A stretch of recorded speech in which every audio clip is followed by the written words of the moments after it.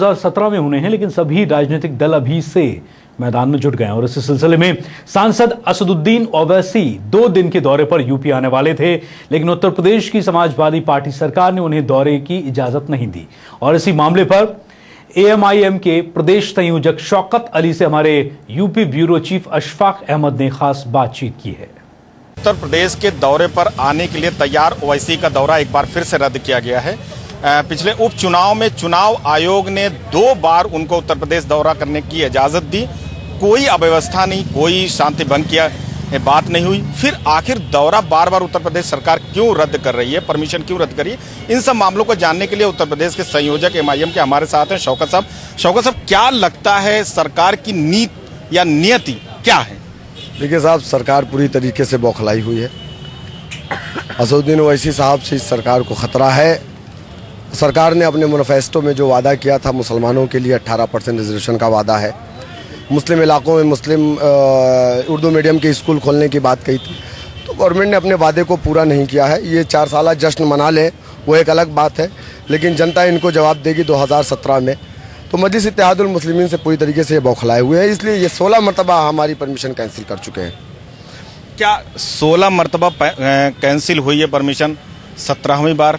जी उम्मीद नहीं, ये हमने यहाँ प्रशासन को आज से 7 रोज पहले एप्लीकेशन दी थी कि यहाँ पे रिफायाम क्लब में बैरिस्टर साहब एक जनसभा को संबोधित करेंगे। हमने अनुमति मांगी थी इनसे, तो प्रशासन ने हमें ये कहा, हमारे संयोजक जो है तौहीद सिद्दीकी साहब से, प्रशासन ने ये कहा कि आप अपनी तैयारी रखिए, आपको परमिशन दी जाएगी।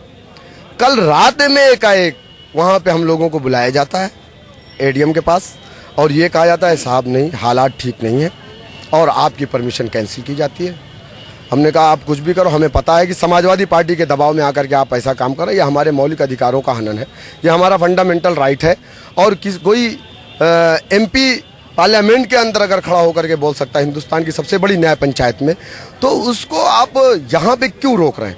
फैजाबाद के अंदर आप बताइए 2 प्रोग्राम हुए, 2 प्रोग्राम 4 दिन के अंदर हुए ओवैसी साहब के, कितने दंगे हुए, कितने घर जल गए, कितने कम्युनल राइट हुआ।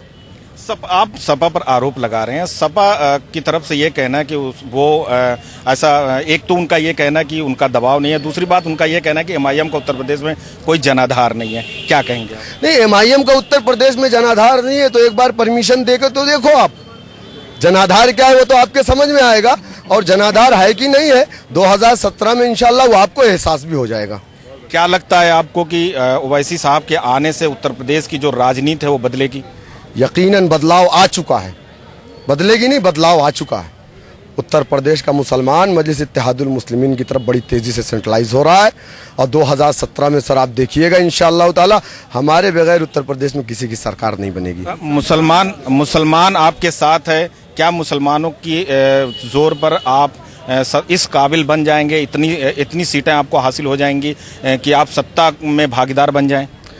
मुसलमान ही हमारे साथ नहीं है, मुसलमान के साथ साथ दलित, ओबीसी क्लास, फॉरवर्ड क्लास, हमारे ये रमाकांत गुप्ता जी खड़े हुए हैं, ये हमारे जिला अध्यक्ष है हरदोई के। तो ऐसा नहीं है सिर्फ मुसलमान हमारे साथ चल रहा है, हमारे साथ सारे वर्ग के लोग हैं और ये इंसानों की पार्टी है, सिर्फ मुसलमानों की पार्टी नहीं है। बात करने के लिए बहुत बहुत शुक्रिया। ये है प्रदेश संयोजक शौकत अली साहब, जिनका साफ ये कहना है कि ओवैसी उत्तर प्रदेश में आएंगे और उत्तर प्रदेश की राजनीति बदलेंगे और सेकुलर राजनीति से एक नई राजनीति की शुरुआत करेंगे। कैमरामैन अरविंद के साथ अशफाक अहमद, जेके चैनल, लखनऊ।